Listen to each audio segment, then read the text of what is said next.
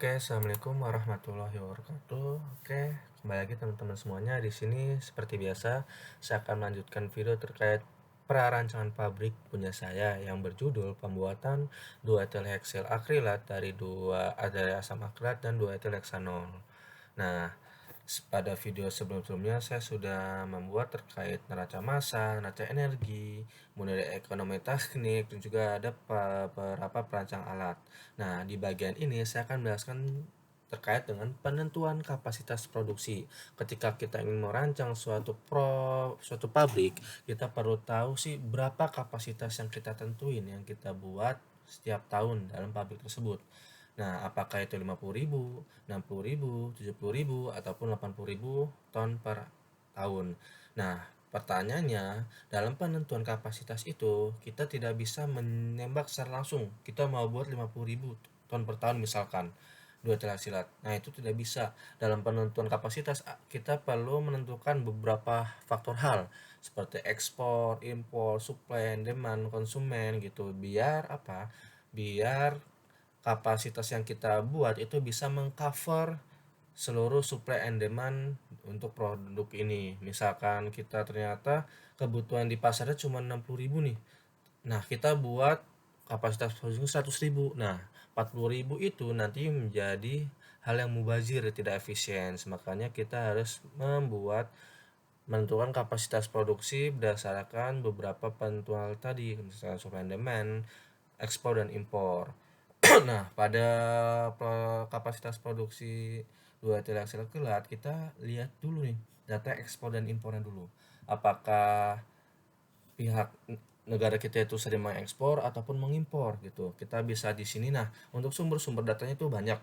Misalnya teman-teman bisa nyari dari data BPS, Badan Pusat Statistika, di situ sudah terlihat data ekspor impor pada produk-produk tertentu.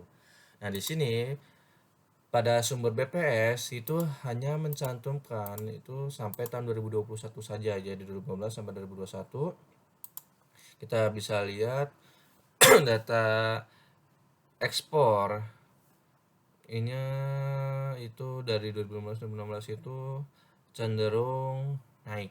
Nah, kita bisa lihat setelah itu kita dari 34.000 ton sampai 35.000, berarti ada cenderung naik.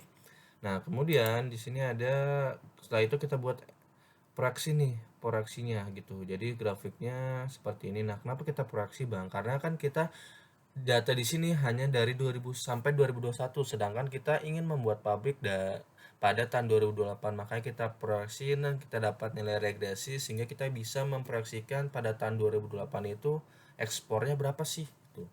Nah, di sini kan kita bisa lihat di tahun 2020, 2021 ada penurunan ya. Karena kan kita tahu sendiri bahwa dampak COVID itu semua diblok sehingga ekspor yang kita lakukan produk 2 etil akrilat itu diblok sehingga terjadi penurunan. Nah, setelah itu kita proyeksikan dapat nilai regresi ini nih. Nah, dari regresi ini kita proyeksikan. Nah, kita bisa lihat terjadi peningkatan yang signifikan dari 2002 sampai 2008 gitu. Karena kan kondisi sudah normal juga kan. Terus kita lihat ekspor, kita lihat impor. Di mana impornya dari 2015 sampai 2021 kita bisa lihat cenderung naik impornya. Kenapa cenderung naik, Bang? Kan impor itu kan membeli. Karena menurut beberapa sumber bahwa pabrik yang membuat 2 etil heksil akrilat itu cuman ada satu di Indonesia, yaitu ada di Cilegon. Nah, maka dari itu alasan kami membuat prarancangan pabrik 2 etil heksil akrilat ini biar bisa mengcover kekurangan yang tidak bisa diberikan oleh si PT tersebut. Makanya kita membuat pabrik ini gitu. Nah, dimana impornya itu sama seperti ekspor, kita buat proyeksi nih. Karena kan di sini cuma sampai tahun 2021, sedangkan kita menginginkan pada tahun 2008 itu impornya berapa? Di sini 56.000 ya, sama. Setelah itu kita lihat nih pabrik potensial menjadi importin bahan baku kita. Kan kita bahan bakunya itu ada asam akrilat dan 2 etil heksanol. Nah, kita ingin membuat pabrik nih dari bahan tersebut. Nah, kita perlu kerjasama antara dua pabrik tersebut karena itu bahan main main bahan main bahan utama kita lah gitu. Nah, di sini setelah kita beberapa cari, di situ potensial trade asam muka itu ada dua. Ada PT BASF Petronas dan PT Nippon Shoko Indonesia. Itu Cilegon Banten, dan di PT BASF Petronas itu di Kuantan. Dan kapasitas seperti ini. Terus untuk bahan yang kedua itu ada 2 etil alkohol itu dari PT Petro Oxo Nusantara di Gresik, Jawa Timur, dan kapasitas 13.500. Ini untuk potensial importin bahan baku pabrik yang kami buat. Terus di sini ada yang produksi nih. Nah, di produksi di pabrik ini cuman hanya ada satu, yaitu di PT Nippon Shoko Indonesia dan kapasitas 40.000 ton. Nah, dari kebutuhan ekspor impor dan produksi bahan baku ini kita dapat menentukan kebutuhannya, yaitu dengan rumus yaitu distribusi produk. Ini rumusnya seperti neraca massa, M1 M2 masuk, kemudian M3 sampai M4 masuk keluar. M1 itu adalah kapasitas pabrik yang sudah di Indonesia, M2 itu kapasitas pabrik yang dibutuhkan Indonesia, M3 itu kebutuhan ekspor impor, M4 itu konsumsi dalam negeri atau impor. Maka kapasitas yang kita butuhkan bisa kita rumuskan sama dengan M4 konsumsi ditambah M3 yaitu kebutuhan ekspor dikurang M1 yaitu kapasitas produksi yang di Indonesia. Oke.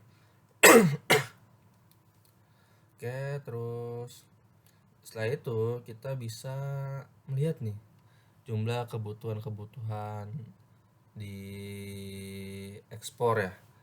Di luar negeri kebutuhan 2 etil alkrat itu di ASEAN ada di Thailand itu sebesar 38.000 ton, ada Vietnam 33.000 ton, ada Malaysia ada 20.000 sampai Brunei 84 ton. Nah, jadi kita tidak hanya mengcover dari kebutuhan impor tapi kebutuhan luar negeri. Nah, setelah itu kan nanti kita buat apa namanya nih,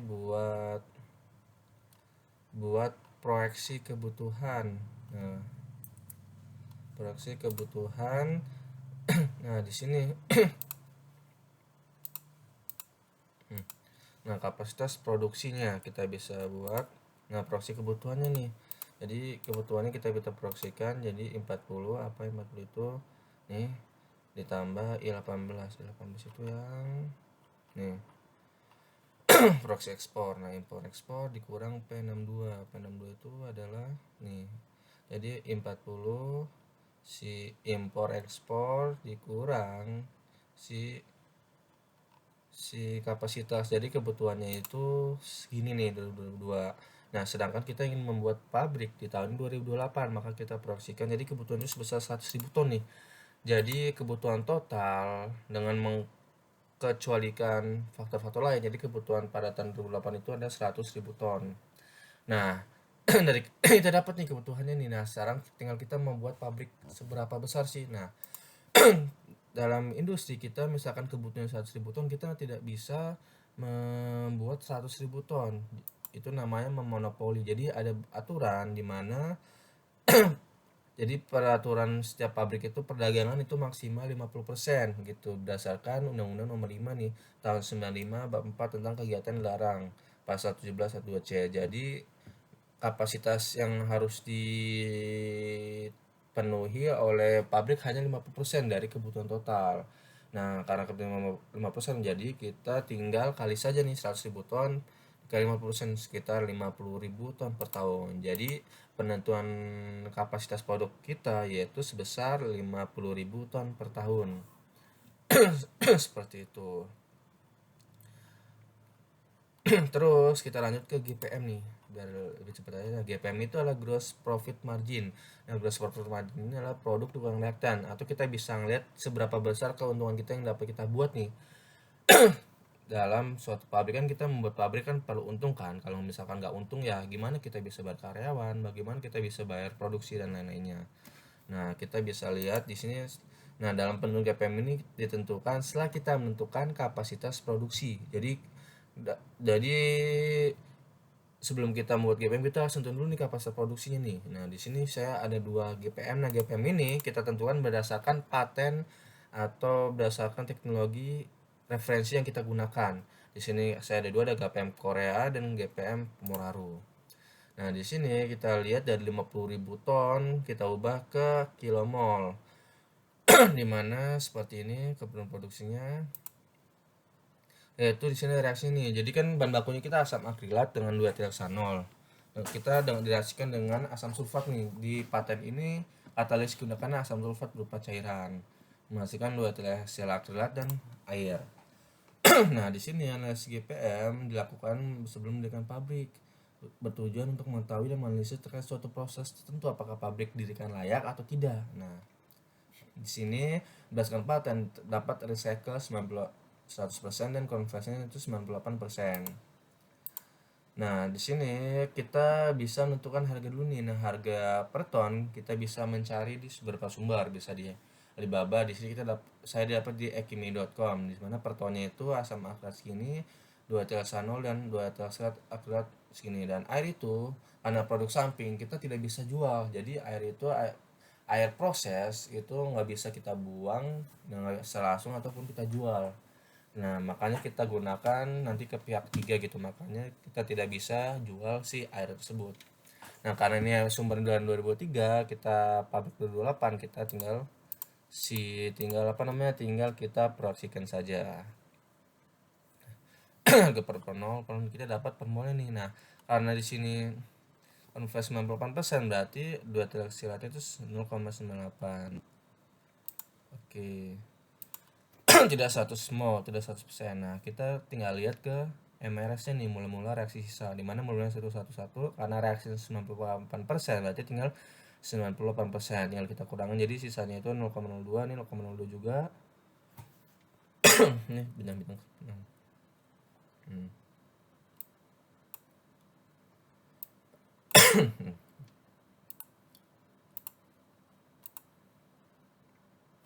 Oh, ini kenapa value ini, karena ini titik sama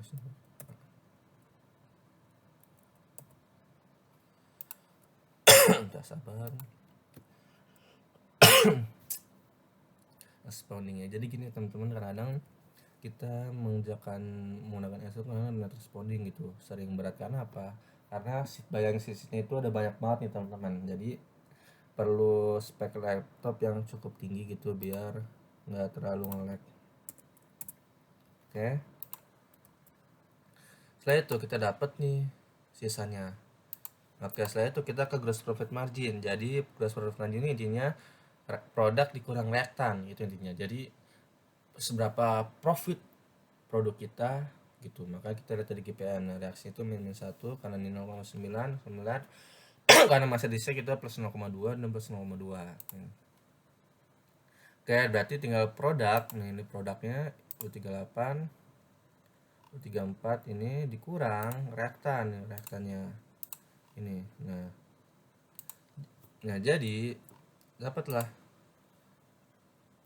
231.000 USD per 1 per ton mol. nah karena ini per 0,71, ini misalnya nih kan 0,98. Oke, lanjut. Jadi di sini kita udah dapat nih 231.712 USD, di mana ini USD itu per 0,98 ton mol. Jadi perlu kalian ingat, di sini kan 0,98, berarti kan di sini 0,98 ton per mol. Sedangkan kita pengennya itu USD per ton. Jadi kita konversi dulu, tinggal kita bagi dengan si MR-nya saja. Nah, MR-nya BN ton per mol dapat 1.283 USD per ton. Nah, tinggal kita konversi, dapat GPM itu 20.000 rupiah per kilo. Jadi keuntungannya itu selisih antara produk dengan ke reaktan itu ada 20.000 Rp per ton, 20.000 rupiah per kilogram. Nah, itu untuk keuntungan kotornya saja. Ini belum termasuk dari produksi, proses, shipping, packaging, distribusi dan lain-lainnya gitu. Nah, di sini kita bisa lihat harga bahan bakunya seperti ini. Oke, setelah itu kita menuju ke paten kedua, yaitu adalah GPM dari Moraru tahun 2017, di mana pada Morado ini sama reaksinya tapi menggunakan katalis padat, yaitu menggunakan katalis ambergris 70. Nah, dimana recycle-nya itu adalah 100% sama dan konversinya 71%. Nah, berbeda dengan tadi bahwa yang tadi itu adalah 98%, sedangkan konversinya 71%. Nah, di sini sama seperti tadi, kita menentukan dulu harganya sama persis. Nah, kita tinggal konversi saja nih, karena ini 71% mula-mula, berarti ini 0,71. Nah, ini mula-mula 0,1, ini 0,71, berarti ini recycle ada 0,29, 0,9. Nah, kenapa sih 0,71? Karena ini ada recycle tuh, dari recycle, makanya kita tulis 0,71. Misalkan nih, kita tulisnya 1 mula-mula nih kan sebelum recycle. Nah, sebelum recycle. nah, belum ada recycle, berarti ini masih 0 nih. Nah, kita anggap masih 0, berarti di sini masih sisa ini.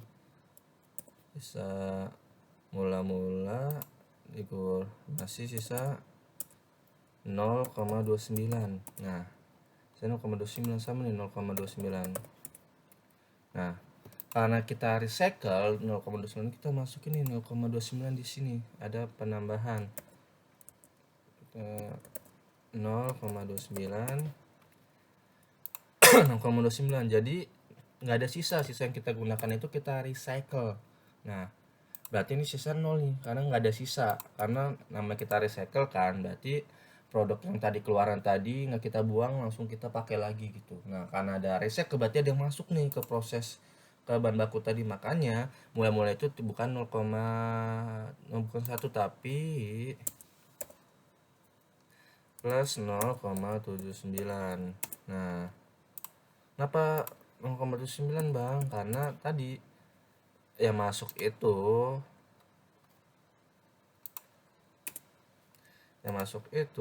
tidak 1 mol tapi 0,79 mol. Kenapa 0,79? Karena ada recycle gitu. Nah, jadi fungsi recycle itu adalah untuk menghemat bahan baku. Nah, bayangkan kita kalau tanpa recycle butuhnya 1 mol nih. Nah, misalkan 1 mol itu 1000 ton, misalkan 1 mol itu 1000 ton. Jadi kita perlu bahan baku 1000 ton. Sedangkan kalau kita recycle kita hanya butuh 0,79, berarti hanya butuh 790 ton. Jadi hemat 210 ton ya. Mending itu, karena kan bahan baku itu kan biayanya cukup mahal. Jadi kita perlu menghemat lah. Setelah itu kita ke gross profit margin, sama seperti tadi, ini -1 artinya dia yang reaktan ya. Netnya yang habis, di sini recycle, berarti di sini recycle. Nah, kita sama GPM itu adalah produk dikurang si reaktan. Produknya sama seperti ini, 210.000 210.000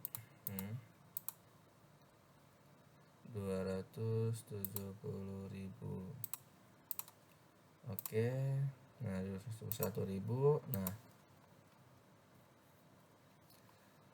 terus di reaktannya sebesar segini, 100.000, sedangkan GPM-nya dapat nih kita GPM-nya 169.928 USD per 0,71 ton mol.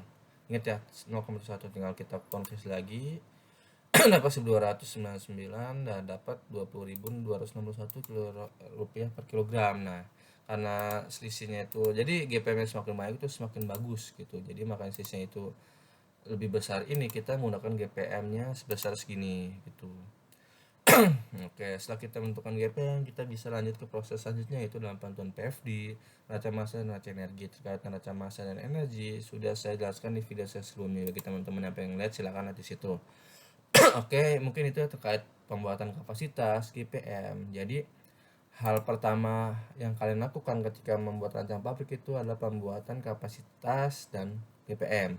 Jadi penentuan kapasitas itu tidak sembarangan. Kita harus menentukan perihal ekspor, apakah dia banyak yang ekspor tidak, terus impor, terus kemudian kebutuhan dalam negeri, kemudian